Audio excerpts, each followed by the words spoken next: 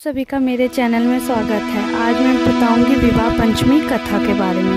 इस वर्ष दिन सोमवार 28 नवंबर 2022 को विवाह पंचमी मनाई जा रही है। माघ शुक्ल पक्ष में राम सीता के विवाह की यह तिथि विशेष मानी गई है।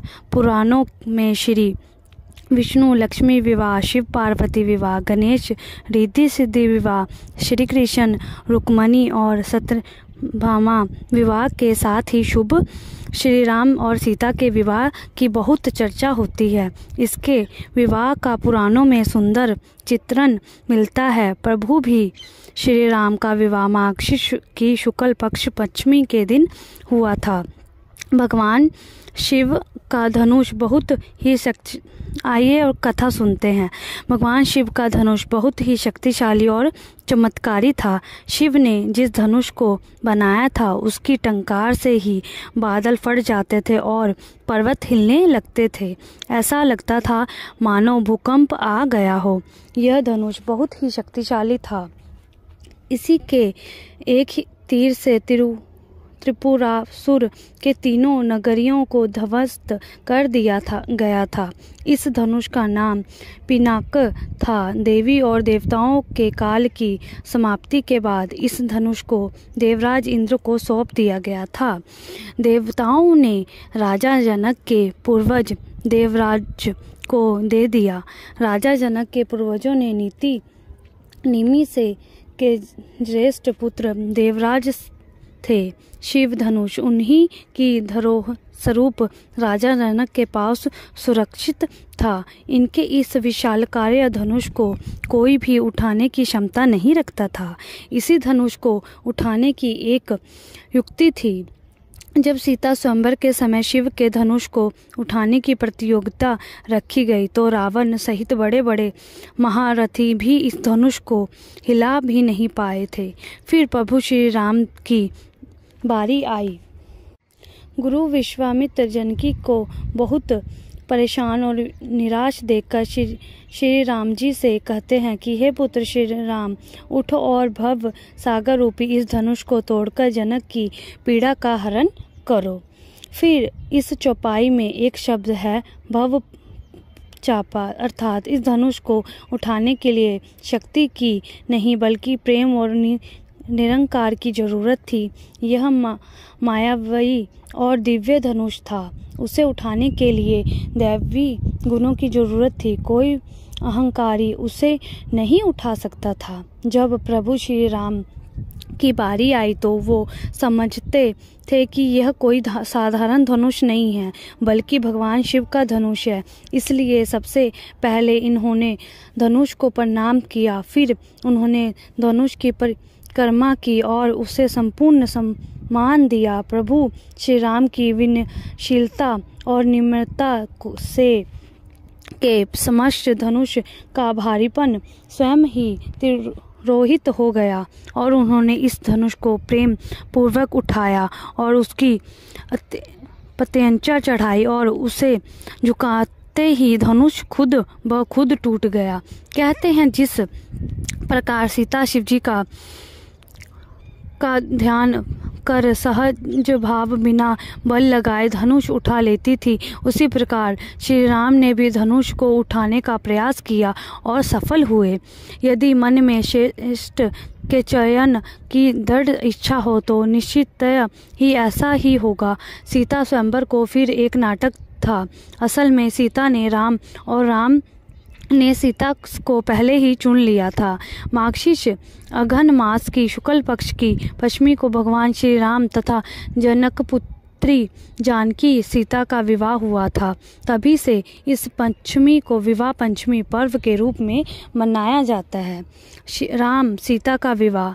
श्री राम और देवी सीता का विवाह कदाचित महादेव एवं माता पार्वती के विवाह के बाद सबसे प्रसिद्ध विवाह माना जाता है। इस विवाह की एक और विशेषता ये भी है कि इस विवाह में त्रिदेवों सहित लगभग सभी सुख देवता किसी न किसी रूप में उपस्थित थे। कोई भी इस विवाह को देखने का मौका छोड़ना नहीं चाहता था।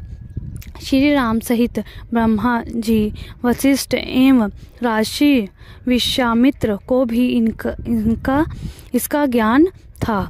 कहा जाता है कि उनका विवाह देखने को स्वयं ब्रह्मा, विष्णु एवं रुद्र ब्राह्मणों के वेश में आए थे। राजा जनक की सभा में शिवजी का धनुष तोड़ने के बाद श्री राम का विवाह होना तय हुआ। चारों और भाइयों में श्री राम का विवाह सबसे पहले हुआ।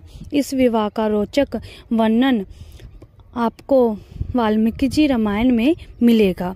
विवाह के समय ब्रह्मर्षि वशिष्ठ एवं राजर्षि विश्वामित्र उपस्थित थे। कहा जाता है कि उनका विवाह देखने को स्वयंवर ब्रह्मा, विष्णु एवं रुद्र ब्राह्मणों के वेश में आए थे। दूसरी ओर सभी देवी और देवता भी विभिन्न वेश में उपस्थित थे। चारों भाइयों में श्री राम का विवाह सबसे पहले हुआ और उसके बाद बाकी तीनों भाइयों का विवाह हुआ, पर सबसे पहले राम जी का विवाह हुआ। और ये भी माना जाता है शिव और पार्वती के बाद श्री राम जी का विवाह और माता सीता का सबसे शुभ माना जाता है। इस दिन बहुत लोग अपने बच्चों का या अपने परिवारजनों का विवाह भी करते हैं, क्योंकि ये बहुत अच्छा संयोग माना जाता है। विवाह पंचमी के दिन कुछ ऐसी चीज़ें अपनानी चाहिए जिसके कारण बहुत शुभ विवाह पंचमी होती है। और इस दिन कथा भी सुननी चाहिए और पूजा भी करनी चाहिए। तो मैं आपको इसके साथ ही बताऊंगी। विवाह पंचमी के दिन भगवान राम और सीता माता का विवाह हुआ था। मानता है कि इस दिन विधि विधान के साथ उनका पूजा किया जाए तो विवाह के क्षेत्र में आ रही सभी समस्याएं समाप्त हो जाती हैं और जल्द विवाह योग बनते हैं। नंबर 2, यह भी कहा जाता है कि विवाह पंचमी के दिन अगर दंपति भगवान राम और माता सीता का पूजन करते हैं तो उनके रिश्ते में मधुरता आती है और साथ ही वैवाहिक जीवन में आ रही हर समस्या दूर होती है।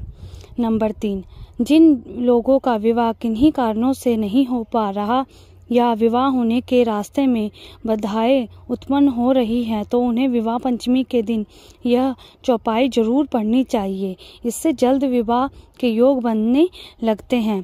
प्राणिगः जब कहीं महेशा हिय हर्षे तब शकल सुरेशा बेंद्र मंत्र मुनिबर उचिर रही जय जय जय शंकर सुर किन्हीं। ये मंत्र का जाप करना चाहिए। इसके अलावा यदि विवाह पंचमी के दिन भगवान विष्णु को दूध में केसर मिलाकर अर्पित करना शुभ होता है। साथ ही तुलसी के पत्ते पंचामृत का भोग लगाना भी शुभ होता है। ऐसा करने से जीवन में खुशियां आती है।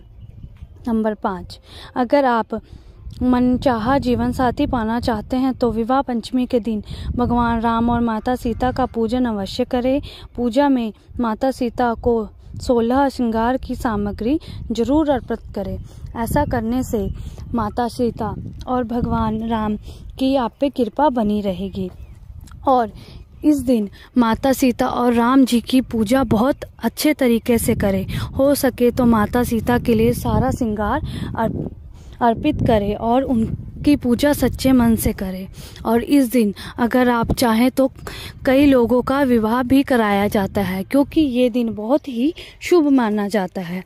राम और सीता का विवाह जिस दिन हुआ था उस दिन को तो वैसे ही शुभ माना जाता है, क्योंकि राम और सीता साधारण नहीं थे। वो राम जी तो विष्णु अवतार थे और माता सीता लक्ष्मी अवतार थी, जो कि धरती पे पधारे थे।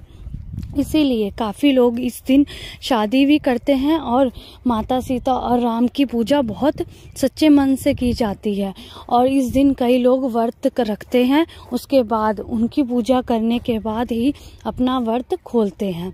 और ये भी कहा जाता है कि ये दिन बहुत शुभ होता है। अगर कहीं पे भी कुछ अड़चन आ रही हो तो माता सीता और राम जी की पूजा करके आप अपने संकटों से छुटकारा पा सकते हैं। इसलिए आपको कथा सुनने के बाद उनकी पहले पूजा करनी चाहिए, उसके बाद कथा भी सुननी चाहिए। और अगर आपको मेरी वीडियो अच्छी लगी हो तो प्लीज़ लाइक और सब्सक्राइब ज़रूर करना। Thank you. सभी का मेरे चैनल में स्वागत है। आज मैं बताऊंगी विवाह पंचमी कथा के बारे में। इस वर्ष दिन सोमवार 28 नवंबर 2022 को विवाह पंचमी मनाई जा रही है। माघशीर्ष शुक्ल पक्ष में राम सीता के विवाह की यह तिथि विशेष मानी गई है। पुराणों में श्री विष्णु लक्ष्मी विवाह, शिव पार्वती विवाह, गणेश रिद्धि सिद्धि विवाह, श्री कृष्ण रुक्मणी और सत्यभामा विवाह